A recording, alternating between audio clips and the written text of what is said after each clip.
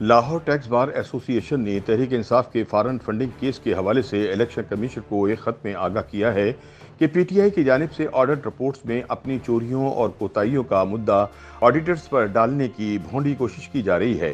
Lahore tax بار ایسوسی ایشن کے صدر کی جانب سے لکھے جانے والے خط میں کہا گیا ہے کہ پی ٹی آئی کے وکلاء نے سینئر چارٹرڈ اکاؤنٹنٹس کی نیک نامی کو اپنے مقاصد کے لیے استعمال کرنے کی کوشش کی ہے، جو کہ قابل افسوس اور قابل مذمت ہے۔ انہوں نے کہا کہ اگر پی ٹی آئی نے اپنے فائدے کے لیے آڈٹ رپورٹس میں کوئی گڑبڑ کی ہے تو اس کی ذمہ داری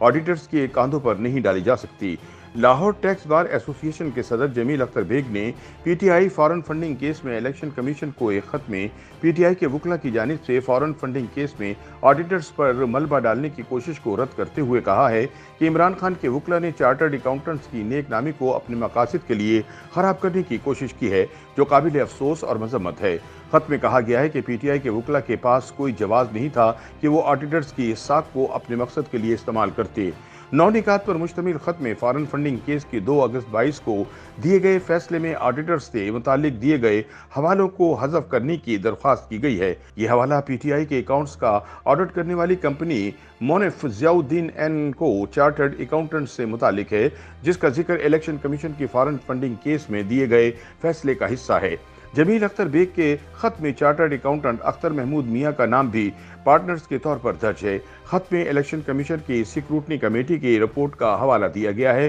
کہ چارٹرڈ اکاؤنٹنٹس کی 3 کیٹیگریز اے، بی اور سی ہیں۔ انسٹیٹیوٹ آف چارٹرڈ اکاؤنٹنٹس کی پاکستان کی کوالٹی کنٹرول ریویو کے درجہ بندی میں مونف کمپنی اے کیٹیگری میں آتی ہے۔ خط کے مطابق پی ٹی آئی کے وکلاء نے یہ توجہ بھی پیش کی ہے کہ اس اعلیٰ پائی کی کمپنی کے ایڈٹ کا مطلب ہے کہ یہ اکاؤنٹس درست ہیں اور ان میں کوئی گڑبڑ نہیں۔ خط میں لکھا گیا ہے کہ اس مراسلے کا مقصد مقدمے میں فریق بننا نہیں اور نہ ہی کسی سیاسی جماعت یا کسی متاثرہ فرد کا دفاع کرنا ہے، بلکہ چارٹرڈ اکاؤنٹنسی کے شعبے کا دفاع مقصود ہے، جس کے پاس آڈٹ سروس کی فراہمی کا قانونی جواز، ذرائع، ٹیکنالوجی اور قابلیت موجود ہے۔ خط میں کہا گیا ہے کہ الیکشن کمیشن کے فیصلے سے عوام کی نظر میں یہ تاثر پیدا ہوا ہے کہ آڈیٹرز کی جانب سے درست آڈٹ نہیں کیا جا رہا اور ان کی جانب سے اپنے فرائض سے نااہلی برتی گئی ہے۔ خط کے مطابق الیکشن کمیشن آف پاکستان نے اپنے آرڈر میں آڈٹ کے نیک نام پیشے کے دائرہ کار، مقصد اور اہمیت کو مد نظر نہیں رکھا۔ پی ٹی آئی کے وکلاء نے بھی اپنے دلائل میں احتیاط کا مظاہرہ نہیں کیا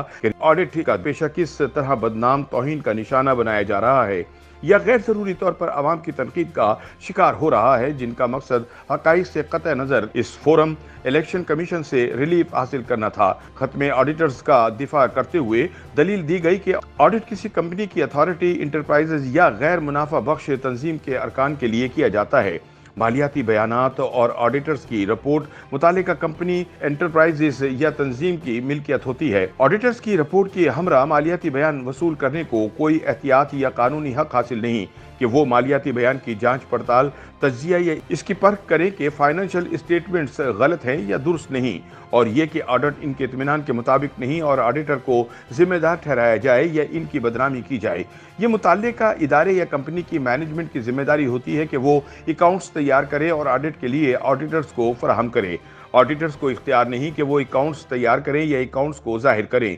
خط میں کہا گیا ہے کہ آڈیٹرز کو اکاؤنٹنگ پالیسی بنانے کا اختیار نہیں ہوتا، جن کی بنیاد پر اکاؤنٹس کو حتمی شکل دی جاتی ہے۔ آڈیٹرز یہ سرٹیفکیٹ جاری نہیں کرتے کہ اکاؤنٹس درست ہے، بلکہ آڈیٹرز یہ موقف دیتے ہیں کہ اکاؤنٹس شفاف نظر آ رہے ہیں۔ ویسے بھی آڈٹ اس ریکارڈ کی بنیاد پر ہوتا ہے جو کہ مینجمنٹ خود تیار کرتی ہے۔ خط کے مطابق اگر کسی آرگنائزیشن کی مینجمنٹ نے اپنے فائدے میں کوئی گڑبڑ یا غلط کام کیا ہے تو اس کی ذمہ داری آڈیٹرز کے کاندھوں پر نہیں ڈالی جا سکتی اور اسے بدنام نہیں کیا جا سکتا، اور پی ٹی آئی کے وکلاء کے پاس کوئی جواز نہیں تھا کہ وہ آڈیٹرز کی ساکھ کو اپنے مقاصد کے لیے استعمال کرتے، کیونکہ ایک آڈیٹر کی بدنامی پورے پروفیشن کی بدنامی ہے۔